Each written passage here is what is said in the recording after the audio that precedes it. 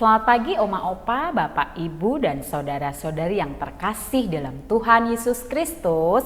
Salam sehat dan sukacita selalu. Kembali lagi bersama saya Neneng dan Romo Hadi di acara Oke hari ini Orang Kudus hari ini edisi 10 Februari 2023. Selamat pagi Romo Hadi. Selamat pagi juga. Ketemu lagi. Ya. Lu lagi. Tapi jangan bosen loh, Mo. Jangan bosen loh. Tidak boleh bosen.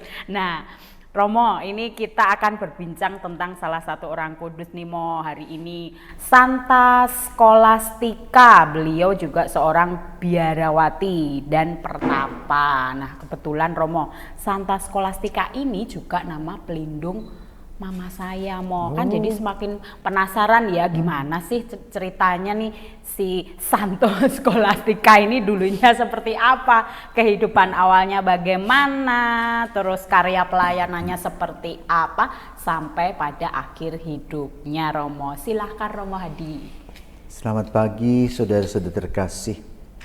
Hari ini kita harus bersyukur kepada Tuhan karena kakak beradik ini orang kudus.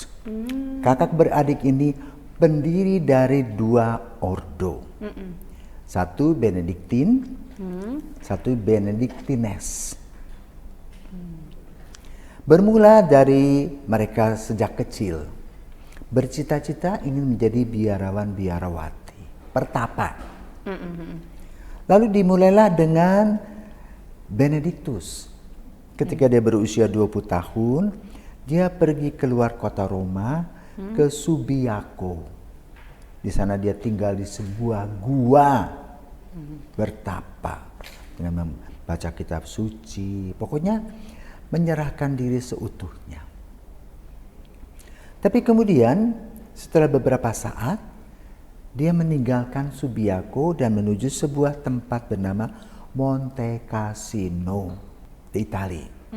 Dan di sana Benediktus mulai mengkoordinir, mengumpulkan pemuda-pemuda yang mempunyai satu visi, yaitu ingin menyerahkan diri hidup sebagai seorang pertapa. Dulu biasanya pertapa, khususnya eremit itu, mereka tinggal di gua-gua sendiri. Sekarang Benediktus mengumpulkan dalam satu biara. Maka dia menjadi pemimpin yang pertama dari Ordo Benediktus, Benediktin. Disebut Abbas. Pemimpin biara ya. Pemimpin biara. Lalu adiknya Scholastica, seorang gadis periang, cerdas, ramah, mengikuti sang kakak. Jadi boleh katakan kakaknya itu menjadi kakak kandung, tetapi juga menjadi bapa rohaninya.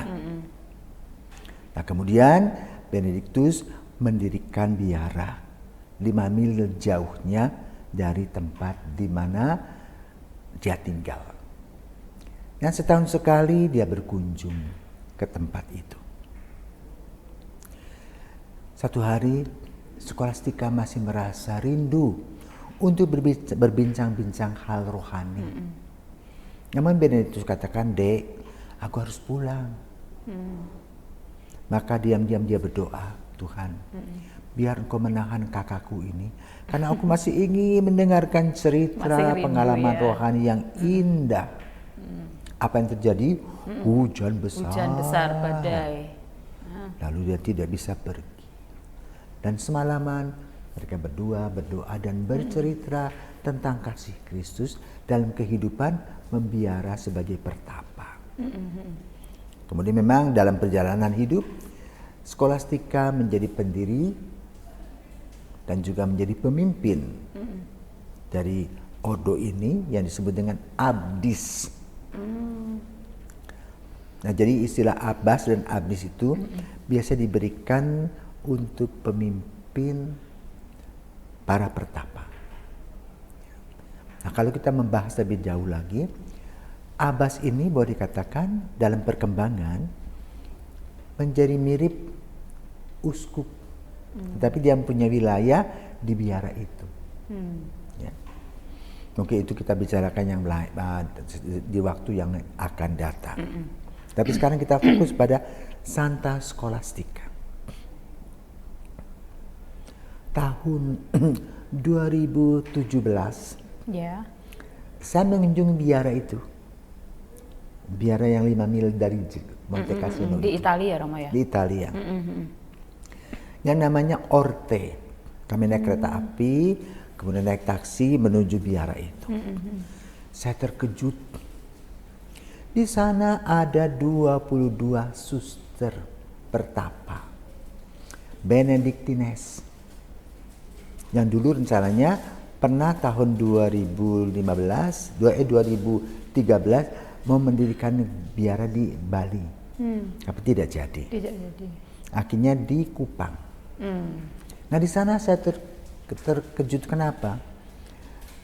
Anggota biaranya itu di Orte itu 22 orang. Apa yang terjadi? 2 orang Italia, 20 orang Indonesia. Oh, luar biasa ya Romo. Luar biasa. Jadi itulah semangat Santa Scholastica, berdoa, bertapa. Sebagaimana semboyan dari Santo Benedictus, ora et labora. Belajar. Bukan ora bahasa Jawa loh ya. Kalau ora bahasa Jawa tuh tidak enggak melakukan. tidak melakukan. Semuanya nggak dilakukan ya, Mo Ini kan ya. ora et labora, berdoalah dan bekerja. Bekerja, ya. Maka mereka punya kebun, pekerjaannya begitu, menanam. Ya mereka punya pohon anggur, dibuatkan buah minuman anggur. Kemudian mereka juga punya pohon-pohon olive ya, jadikan minyak. Nah di Orte itu para suster ini membuat obat-obatan herbal, ya. Jadi pengobatannya dengan cara seperti itu dan mereka membuat macam-macam dan juga mereka membuat dengan olive itu obat-obatan gosok dan sebagainya. Tetapi yang paling utama mereka adalah berdoa. Jadi waktu diatur sedemikian rupa. Yang paling boleh katakan hebat itu ya. Pagi-pagi mereka sudah bangun. Apalagi 4 musim itu dingin sekali. Tapi mereka terus bernyanyi dalam doa-doanya. Dan mereka boleh katakan bisa mengisi 7 waktu gereja Katolik. Jadi ada doa pagi yang disebut Laudes. Yeah. Doa siang yang disebut Terts. Kemudian doa sore disebut Vespers. Kemudian juga ada yang disebut dengan Completorium.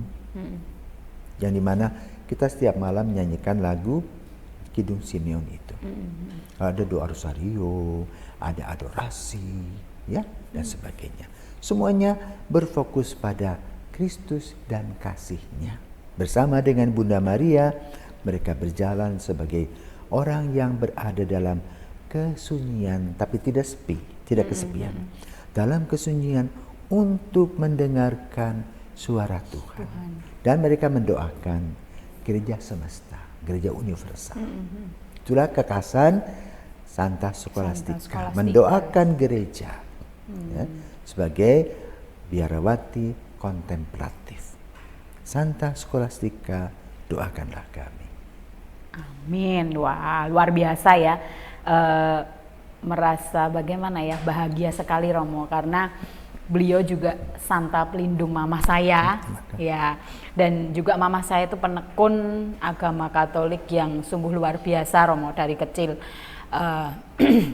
saya bisa mengenal agama Katolik dengan baik, terus bisa pelayanan juga. Weh, jadi ingat saya. Ya, puji Jadi Tuhan lah ya. kangen, kangen mama di rumah ya.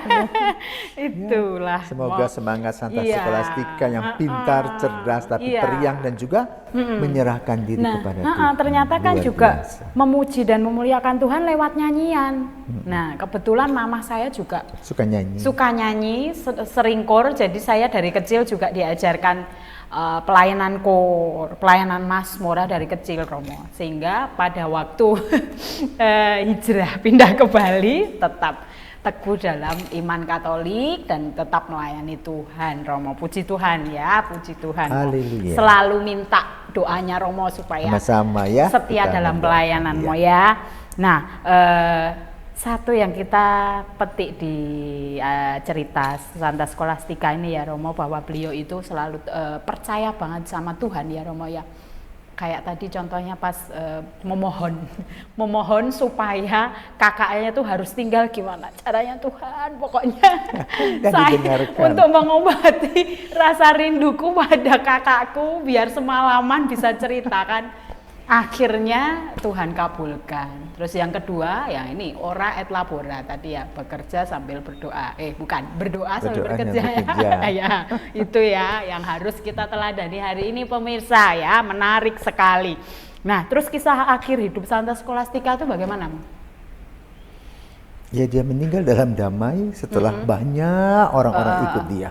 Ya, dikabarkan meninggalnya lebih dahulu daripada Santo Benedictus ya, daripada sang kakak itu ya. Ya, baik Romo. Dan terus dikanonisasi. Oh enggak, ini ya enggak diceritakan ya Romo itu. Dikanonisasinya kapan gitu enggak diceritakan. Oke, baik. Terima kasih banyak atas kebersamaannya Romo Hadi di acara Oke hari ini Mo. Nah, sebelum kita tutup, mohon kesediaan Romo untuk memimpin doa penutup Mo. Baik, mari kita berdoa Bapak Ibu, karena Bapa, Putra dan Roh Kudus. Amin. Bapa yang penuh kasih, kami bersyukur kepadamu karena Engkau telah memanggil Santo Benedictus dan Santa Scholastica, kakak beradik yang mendirikan Kongresi Ordo Santa Benedictine dan juga Benedictines. Mereka berdua sebagai adik kakak dipanggil untuk mewartakan kabar gembira melalui hidup kontemplatif, mendoakan gereja universal. Kami mohon juga untuk kami dan khususnya untuk kaum muda, biarlah Engkau juga mengumpulkan mereka, memanggil mereka untuk menjadi pemimpin-pemimpin gereja pada waktunya, sehingga gereja ini tetap tumbuh dan berkembang di dalam pengembalaan-Mu, dalam terang Roh Kudus-Mu, dan juga dalam contoh Bunda Maria sebagai ibu teladan iman kami. Maka berkatilah kami semua dalam keseharian kami agar kami betul terbuka sebagaimana Santo Benedictus dan Santa Scholastica mendengarkan sabda-Mu, melaksanakannya dalam kehidupan nyata sehari-hari dan berbuah berlimpah. Demi Kristus Putra-Mu dan pengantara kami, kini dan sepanjang masa. Amin. Tuhan bersamamu dan bersama roh-Mu. Semoga kita semua diberkati Maha Kuasa, Bapa, Putra, dan Roh Kudus. Amin. Terima kasih kembali Romo. Semoga kita ada waktu untuk bertemu kembali. Amin. Ya, baik pemirsa sekalian yang dikasihi Tuhan. Sampai jumpa di acara Oke hari ini, Orang Kudus hari ini. Selanjutnya